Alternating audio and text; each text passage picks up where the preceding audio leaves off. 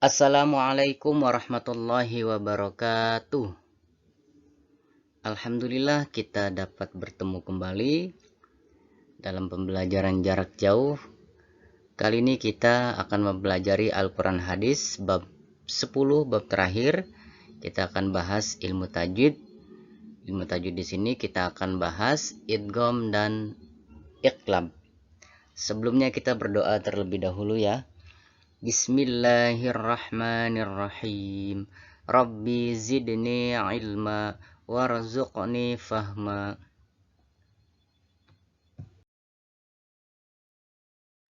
Tujuan pembelajaran kali ini dalam bab 10 adalah siswa dapat menjelaskan idgham bi gunnah, idgham bila gunnah, idgham mutamasilain, iqlab dengan baik dan benar.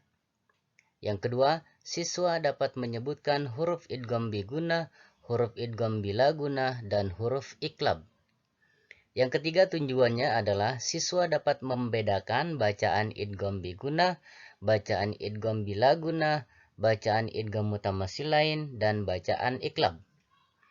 Yang terakhir, siswa mampu menerapkan bacaan idgham bi gunnah, bacaan idgham bila gunnah, bacaan idgham mutamasilain, dan bacaan iqlab.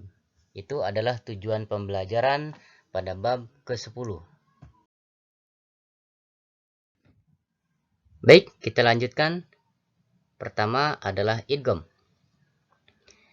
Idgham yaitu bacaan yang dilakukan dengan memasukkan atau meleburkan nun sukun atau tanwin, baik itu tanwinnya tanwin fathah, tanwin kasrah, ataupun tanwin dhammah, pada huruf idgham di depannya. Huruf idgham terdiri dari 6 macam, yaitu ya, nun, mim, waw, lam, dan ro. Diulangi. Idgham yaitu bacaan yang dilakukan dengan memasukkan atau meleburkan nun sukun atau tanwin, baik tanwinnya tanwin fathah, tanwin kasrah, ataupun tanwin dhammah, pada huruf idgham di depannya. Sedangkan huruf idgham terdiri dari 6 macam. Apa sajakah itu? Yang pertama, ya, nun, mim, waw, lam, dan ro. Itu adalah huruf-huruf idgham. Seperti kita ketahui bahwa idgham terbagi atas 2 macam, yaitu yang pertama idgham bi gunnah. Apa itu idgham bi gunnah? Idgham bi gunnah artinya adalah idgham yang dilafalkan dengan dengung. Hal ini terjadi apabila nun sukun atau tanwin, baik tanwinnya tanwin fathah, tanwin kasroh, ataupun tanwin dhammah, bertemu dengan salah satu huruf ya, nun, mim, dan waw. Diulangi, bertemu dengan salah satu huruf ya, nun, mim, atau waw, yang disingkat dengan yanmu.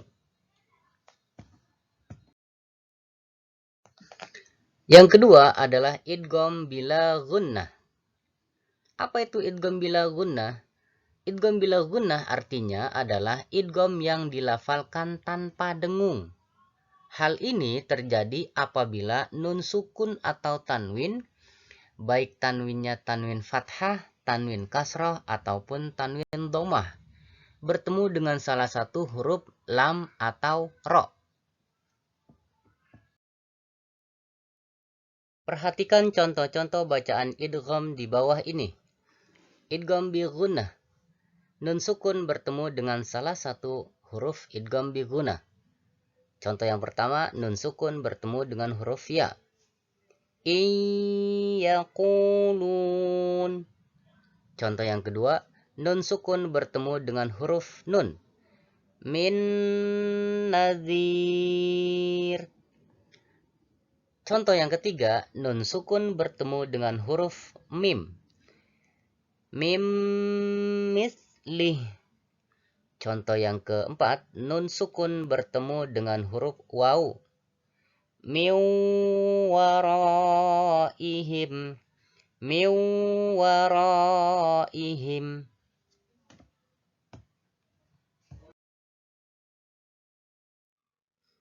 Contoh berikutnya adalah tanwin. baik tanwinnya tanwin fathah, tanwin kasroh, ataupun tanwin domah, bertemu dengan salah satu huruf idgham bi gunnah.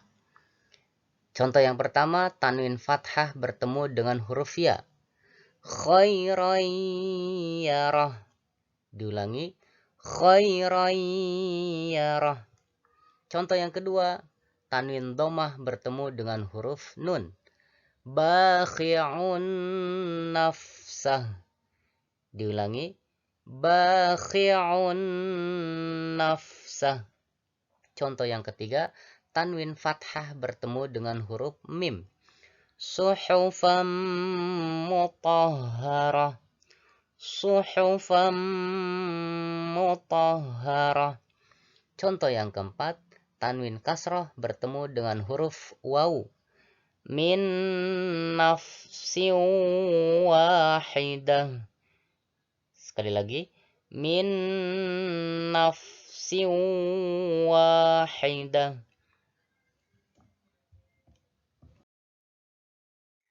Yang kedua, idgham bila gunnah. Contoh yang pertama, nun sukun bertemu dengan salah satu huruf idgham bila gunnah. Nun sukun bertemu dengan huruf lam. Fa illam taf'alu. Fa illam taf'alu. Jadi tidak mendengung. Contoh yang kedua, nun sukun bertemu dengan huruf ra. Mir rabbihim. Mir rabbihim.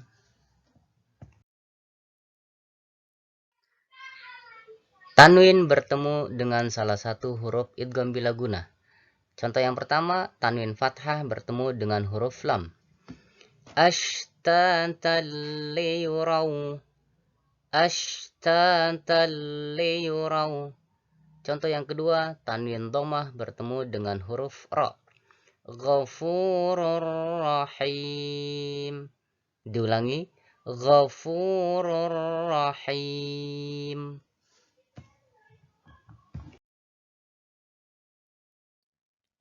Sekarang idgham mutamasilain. Kita akan bahas tentang idgham mutamasilain. Selain bacaan idgham bi gunnah dan bila gunnah, terdapat pula idgham mutamasilain. Apa itu idgham mutamasilain? Idgham mutamasilain adalah idgham yang terjadi apabila ada dua huruf yang sama saling bertemu. Huruf yang pertama berharokat mati atau sukun, dan yang kedua berharokat hidup.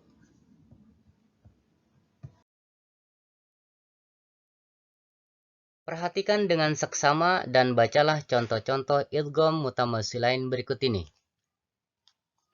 Di sini ada cara membacanya, tertulisnya seperti apa, dan juga hurufnya apa bertemu dengan huruf apa.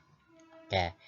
Contoh yang pertama, huruf mim sukun bertemu dengan huruf mim. Mimnya mim yang kedua berharokat kasroh. Oke. Tulisannya wa ma lahum min nasirin. Cara membacanya wa ma lahum min nasirin. Hum min, lahum min, mim sukun bertemu dengan huruf mim. Mim yang pertama berharokat sukun atau mati, mim yang kedua berharokat hidup. Contoh yang kedua, zal bertemu dengan zal. Zal yang pertama hurufnya sukun, harokatnya. Zal yang kedua hurufnya hidup, harokatnya fathah. Tulisannya idzahaba. Dibacanya idzahaba. Contoh yang ketiga, tak sukun bertemu dengan huruf ta. Ta yang kedua harokatnya hidup, harokatnya kasroh. Oke. Tulisannya rabihat tijaratuhum. Rabihat tijaratuhum. Bukan rabihat tijaratuhum, itu salah.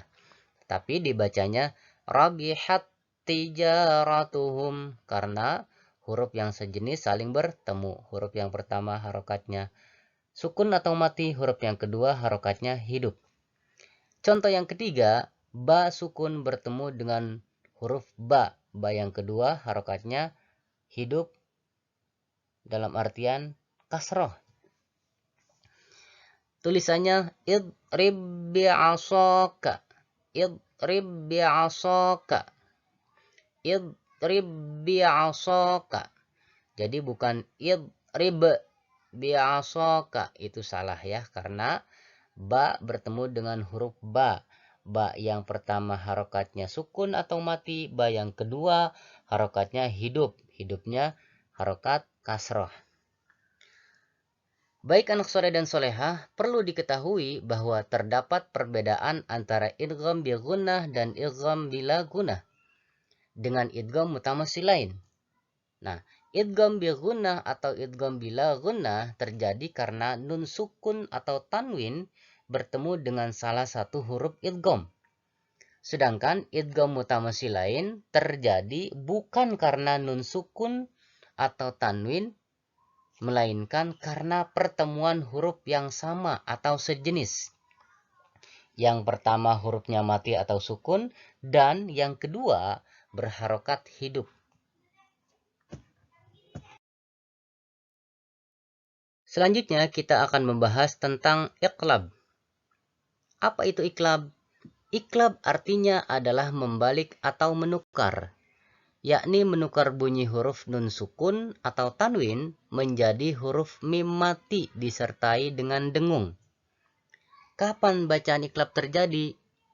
Bacaan iqlab terjadi apabila nun sukun atau tanwin bertemu dengan huruf ba. Dengan demikian, huruf iqlab hanya ada satu, yaitu ba. Lalu bagaimana cara membacanya? Cara membaca iqlab yaitu dengan menukar bunyi huruf nun sukun atau tanwin menjadi bunyi huruf mim mati disertai dengan dengung.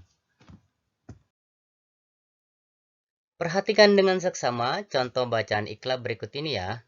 Nun sukun bertemu dengan huruf ba. Tulisannya di situ wa amma man bakhila. Tetapi dibacanya harus wa amma man bakhila. Sekali lagi, wa amma man bakhila.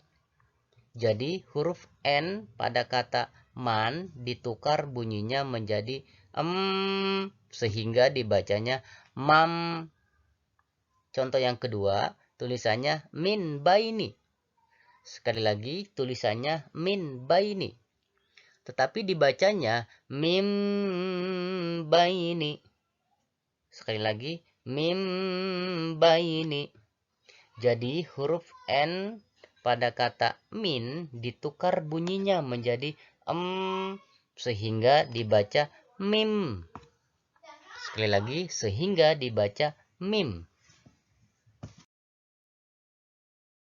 Contoh tanwin bertemu dengan huruf ba. Tulisannya di situ syai'in ba'du. Sekali lagi, tulisannya syai'in ba'du.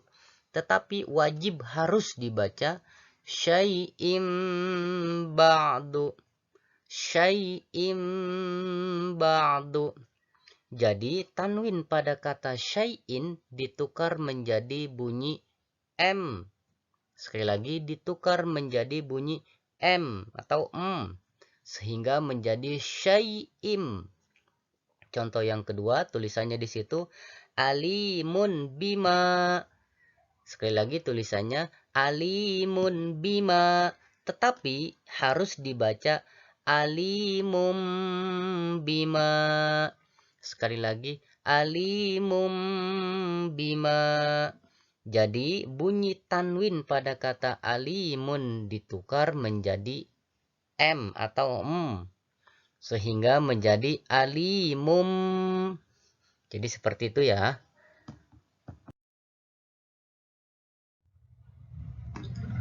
Baik, untuk tugasnya pelajaran Al-Quran Hadis bab yang terakhir ini, silakan kerjakan halaman 147 sampai 150 bagian A dan bagian B. Sekali lagi, Silahkan kerjakan halaman 147 sampai 150 bagian A dan bagian B. Selamat mengerjakan dan tetap semangat.